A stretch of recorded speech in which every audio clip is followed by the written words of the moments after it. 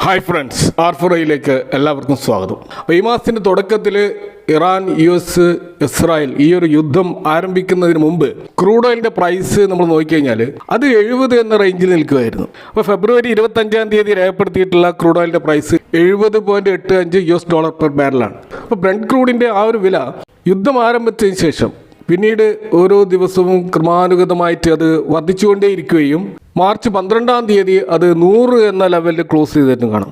ആ 100 എന്ന ലെവലിൽ നിന്നും താഴോട്ടേക്ക് വരാൻ ക്രൂഡ് ഓയിൽ മടിച്ചു നിന്നതായിട്ട് നമുക്ക് കാണാൻ കഴിയും.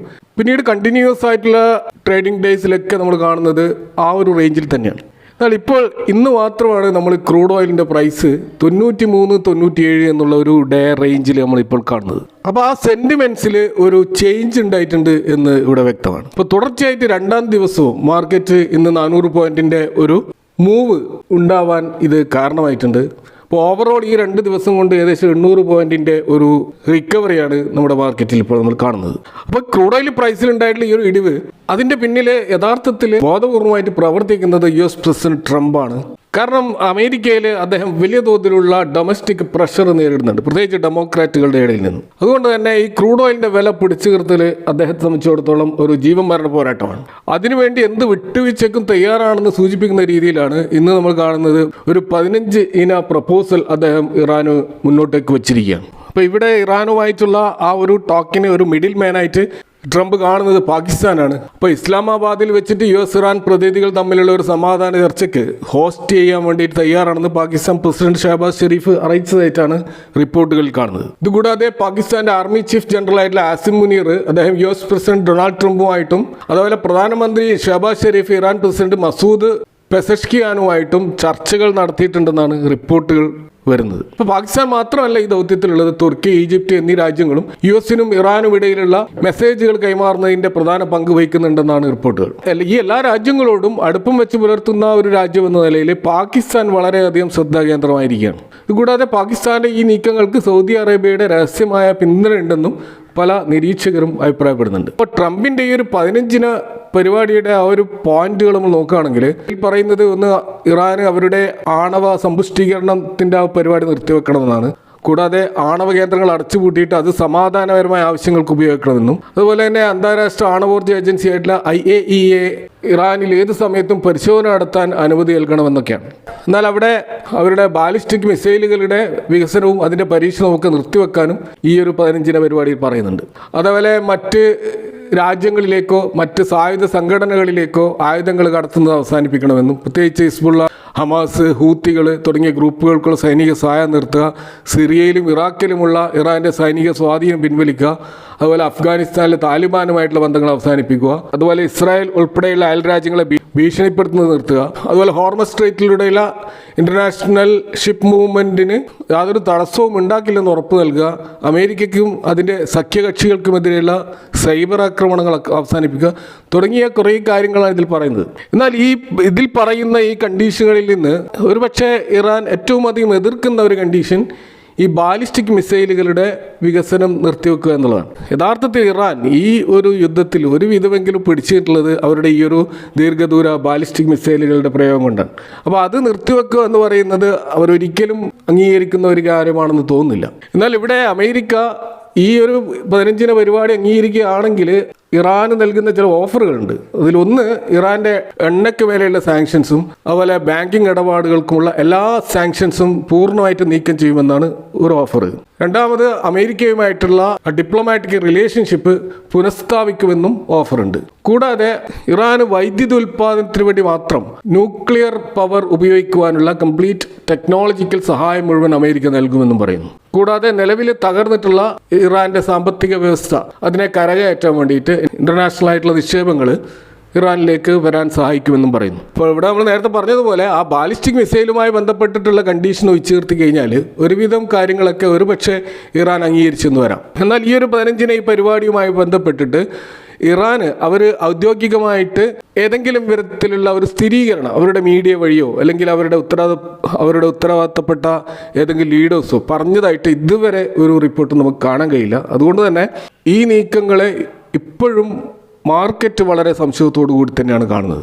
എന്നാൽ അവിടെ എന്തൊക്കെയോ അണ്ടർഗ്രൗണ്ട് ആയിട്ട് നടക്കുന്നുണ്ട് എന്നതിൻ്റെ സൂചനകൾ കാരണമാണ് ഇപ്പോൾ ഈ ഇറാൻ US സംഘർഷങ്ങളിൽ അയവ് വരുന്നുണ്ടെന്നും മൊത്തം ഗ്ലോബൽ മാർക്കറ്റ് പോസിറ്റീവായിട്ട് കാണുന്നതുമൊക്കെ ഇതിൻ്റെ ഒരു ഭാഗമായിട്ടാണ് നമുക്ക് കാണാൻ കഴിയുന്നത്. ഇപ്പോൾ ഗോൾഡിലും വലിയൊരു മുന്നേറ്റം ഇന്ന് കാണാൻ കഴിയും. 1.77% അത് ഇൻ്റർനാഷണൽ മാർക്കറ്റിൽ മുന്നേറായിട്ട് കാണാം. അതുപോലെ സിൽവറിലും 1.9% മുന്നേറ്റം കാണാൻ കഴിയും. അപ്പോൾ ആ ഒരു സപ്പോർട്ട് ലെവലിൽ ഈ രണ്ട് പ്രധാനപ്പെട്ട പ്രീഷ്യസ് മെറ്റൽസ് ഒരു തിരിച്ചുവരവ് നടത്താൻ ശ്രമം നടത്തുന്നതായിട്ടാണ് നമുക്കിപ്പോൾ കാണാൻ കഴിയുന്നത്. എന്നാൽ മാർക്കറ്റിനെ സംബന്ധിച്ചിടത്തോളം രണ്ട് പ്രധാനപ്പെട്ട ഡാറ്റകൾ ഇപ്പോഴും എതിരാണ്. ഒന്ന് റുപ്പിയുടെ വീക്ക്നെസ് തന്നെയാണ്. ഇപ്പോൾ അത് 94 എന്ന ലെവലിൽ തന്നെ നിൽക്കുകയാണ്.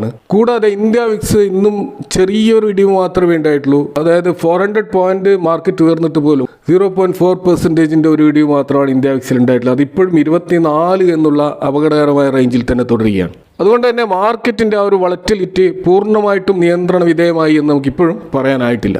ഇന്നത്തെ മാർക്കറ്റിൻ്റെ ഒരു മൂവ്മെൻറ്റ് നമ്മൾ ശ്രദ്ധിച്ചാൽ മനസ്സിലാവും. ഇന്നലത്തെ പോലെ തന്നെ ലാർജ് ക്യാപ്പിനേക്കാൾ കൂടുതലായിട്ടുള്ള ബൈങ് നടക്കുന്നത് mid cap, small cap, micro cap സ്റ്റോക്കുകളിലൊക്കെയാണ്.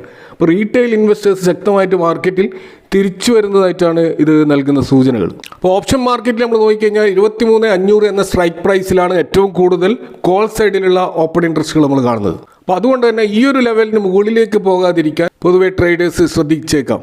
നാളെ 23,500 മറികടന്നാൽ 23,800 നെക്സ്റ്റ് ഒരു റെസിസ്റ്റൻസ് ലെവലുള്ളത്. സപ്പോർട്ട് സൈഡിൽ നോക്കുകയാണെങ്കിൽ 23,000 എന്ന ലെവലിലാണ് പുട്ട് സൈഡിലുള്ള ഹൈയസ്റ്റ് ഓപ്പൺ ഇൻട്രസ്റ്റ് നിൽക്കുന്നത്. ഈ ലെവൽ ബ്രേക്ക് ചെയ്താൽ 22,800 വരെ താഴോട്ടേക്ക് പോകാനുള്ള സാധ്യതയുണ്ട്. അപ്പോൾ ഈ 22,800 അതുപോലെ 23,800 എന്നുള്ള ഈ ഒരു റേഞ്ചിൽ മാർക്കറ്റ് ഒരു പക്ഷേ നിയർ ടേമിൽ നിന്നേക്കാം. ഇപ്പം വാറുമായി ബന്ധപ്പെട്ട എസ്കലേഷൻസ് ഒന്നും ഇല്ലെങ്കിൽ, അതുപോലെ തന്നെ ക്രൂഡ് ഓയിൽ പ്രൈസ് ഈ 90-100 ഇടയിൽ നിൽക്കുകയുമാണെങ്കിൽ ഒരുപക്ഷെ ഈ ലെവല് മാർക്കറ്റ് മെയിൻറ്റെയിൻ ചെയ്തേക്കാം. അപ്പോൾ ഈ കഴിഞ്ഞ 2 ദിവസങ്ങളിൽ നമ്മുടെ മാർക്കറ്റിൽ ഉണ്ടായിട്ടുള്ള ഒരു മുന്നേറ്റം നമ്മൾ പരിശോധിച്ചാൽ വലിയ ഇടിവിൽ നിന്നും ചില പ്രധാനപ്പെട്ട സ്റ്റോക്കുകൾ ശക്തമായിട്ട് തിരിച്ചു കയറുന്നതായിട്ടും അതൊരു റീബൗണ്ട് എടുത്തതായിട്ടും കാണാൻ കഴിയും. എന്നാൽ ചില സ്റ്റോക്കുകൾ ഇപ്പോഴും ഓവർസോൾഡ് സോണിൽ തന്നെ നിൽക്കുകയും ചെയ്യുന്നുണ്ട്. അപ്പോൾ അത്തരത്തിൽ തിരിച്ചു വന്ന ഒരു സ്റ്റോക്ക് കാണാൻ കഴിയുന്നത് ടൈറ്റാൻ ആണ്. ഇന്ന് ശക്തമായൊരു മുന്നേറ്റം ഈ സ്റ്റോക്കിൽ കാണാൻ കഴിയും. 4.63% ഉയർന്നിട്ടാണ് ഇന്ന് ഈ സ്റ്റോക്ക് ക്ലോസ് ചെയ്തത്. അതിൻ്റെ 200 മൂവിങ് ആവറേജിനോട് അടുത്ത് വന്നിട്ട് ഒരു ഡിപ്പ് എടുക്കുന്ന സമയത്താണ് ഇപ്പോൾ ഈ ഒരു തിരിച്ചുവരവ് ഈ സ്റ്റോക്കിൽ കാണുന്നത്. അപ്പോൾ ഈ ഗോൾഡ് പ്രൈസിൽ ഉണ്ടായിട്ടുള്ള റീബൗണ്ട് അത് ഡയറക്റ്റായിട്ട് ഈ സ്റ്റോക്കിൽ എഫക്റ്റ് ചെയ്തതായിട്ട് കാണാം. അതിൻ്റെ ഒരു റിക്കവറിയാണ് കഴിഞ്ഞ 2 ദിവസമായിട്ട് ഈ സ്റ്റോക്കിൽ നമ്മൾ കാണുന്നത്. ഇതേപോലെ തന്നെ ബജാജ് ഫൈനാൻസ് എന്ന സ്റ്റോക്കിലും കഴിഞ്ഞ ദിവസങ്ങളിലെ തകർച്ചയ്ക്ക് ശേഷം 4% ഉയർന്നിട്ട് ആ ഓവർസോൾഡ് സോണിൽ നിന്ന് അത് പുറത്തു കിടന്നതായിട്ട് കാണാം. ഇപ്പോൾ RSI 44 എന്ന ലെവലിലാണ്. മുമ്പ് അത് 30 താഴെയായിരുന്നു. എങ്കിൽ പോലും അതിൻ്റെ 200 മൂവിങ് ആവറേജിന് താഴെയാണ് ഇപ്പോഴും ബജാജ് ഫിനാൻസ് ഉള്ളത്. 200 DMA 965 ആ ലെവൽ ക്രോസ് ചെയ്താലാണ് നമുക്കൊരു പെർമനൻറ്റ് റിക്കവറി സ്റ്റോക്ക് നടത്തിയെന്ന് പറയാൻ കഴിയുള്ളൂ. ഇപ്പോൾ മാർക്കറ്റിൽ പൊതുവായിട്ട് നിലനിൽക്കുന്ന ഈ പോസിറ്റീവായിട്ടുള്ള ഒരു മുന്നേറ്റവും അതുപോലെ ഓവർസോൾഡ് ലെവലിൽ നിന്നുള്ള ഒരു ടെക്നിക്കൽ റീബൗണ്ടുമാണ് നമുക്ക് ഈ സ്റ്റോക്കിൽ കാണാൻ കഴിയുന്നത്. മറ്റൊരു സ്റ്റോക്ക് ഏഷ്യൻ പെയിൻറ്റ്സ്, അത് വലിയ തോതിലുള്ള സെല്ലിംഗ് പ്രഷർ നേരിട്ട ഒരു സ്റ്റോക്കായിരുന്നു. ഇന്നത് 2.42% കയറിയതായിട്ട് കാണാം. അപ്പോൾ RSIയുടെ ലെവൽ ഇപ്പോൾ 47 എന്ന ലെവലിൽ എത്തിയിട്ടുണ്ട്. എങ്കിൽ പോലും 200 DMAക്ക് താഴെയാണ് ഈ സ്റ്റോക്ക് ട്രേഡ് ചെയ്യുന്നത്. അപ്പോൾ ക്രൂഡ് ഓയിൽ പ്രൈസിൽ ഉണ്ടായിട്ടുള്ള ആ ഒരു ഫോളാണ് ഈ സ്റ്റോക്കിനെ ഇപ്പോൾ രക്ഷിച്ചതായിട്ട് നമുക്ക് കാണാൻ കഴിയുന്നത്. എങ്കിൽ പോലും 2,500 എന്നുള്ള ആ ഒരു ലെവല് അത് ബ്രേക്ക് ചെയ്താൽ മാത്രമേ ഒരു പെർമനൻറ്റ് റിക്കവറി നമ്മൾ ഈ സ്റ്റോക്കിൽ നടന്നു എന്ന് പറയാൻ കഴിയുള്ളൂ. അടുത്തൊരു സ്റ്റോക്ക് ലാർസൻ ആൻഡ് ടൂബ്രോ ആണ്. ഇപ്പോൾ മിഡിൽ ഈസ്റ്റിലുള്ള ഇവരുടെ കൺസ്ട്രക്ഷൻ കോൺട്രാക്റ്റുകളുടെ ഇംപ്ലിമെൻറ്റേഷനുമായി ബന്ധപ്പെട്ടിട്ടുള്ള വെല്ലുവിളികളാണ് ഈ സ്റ്റോക്ക് താഴ്ത്തു പോകാൻ കാരണം. അപ്പോൾ ഈ യുദ്ധം സമാധാനത്തിലേക്ക് വരികയാണെങ്കിൽ ഏറ്റവും അധികം മുന്നേറ്റം നടത്താൻ സാധ്യതയുള്ള ഒരു സ്റ്റോക്കാണ് ലാർസൻ ആൻഡ് ടൂബ്രോ. ഇന്നത് 3.77% മുന്നേറിയതായിട്ട് കാണാം. അപ്പോൾ അതിൻ്റെ RSI 45 എന്ന ലെവലിൽ ഇപ്പോൾ എത്തിയിട്ടുണ്ട്. എങ്കിൽ പോലും 200 മൂവിങ് ആവറേജ് താഴെയാണ് ഇതിപ്പോഴും ഉള്ളത്. 3,800 എന്ന ലെവലാണ് 200 മൂവിങ് ആവറേജ്. മറ്റൊരു സ്റ്റോക്ക് ടെക് മഹീന്ദ്രയാണ്. അപ്പോൾ IT മേഖലയിൽ ഉണ്ടായിട്ടുള്ള ഉണർവും കഴിഞ്ഞ ദിവസങ്ങളിലൊക്കെ IT സ്റ്റോക്കിൽ ഉണ്ടായിട്ടുള്ള മുന്നേറ്റവും കാരണം ഈ സ്റ്റോക്ക് അതിൻ്റെ RSI ഓവർസോൾഡ് സോണിൽ നിന്നും റിക്കവർ ചെയ്തതായിട്ട് കാണാം. ഇപ്പോൾ RSI 48 എന്ന ലെവൽ വരെ എത്തിയിട്ടുണ്ട്. അപ്പോൾ 1,526 എന്ന ലെവൽ ബ്രേക്ക് ചെയ്താൽ ഈ സ്റ്റോക്ക് തീർച്ചയായിട്ടും ഒരു റിക്കവറി സോണിലേക്ക് വന്നതായിട്ട് നമുക്ക് കാണാം.